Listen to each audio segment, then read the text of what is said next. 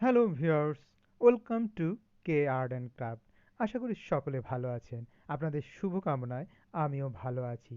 আজকে আমি water colour pencil দিয়ে সহজে রং করা দেখাবো।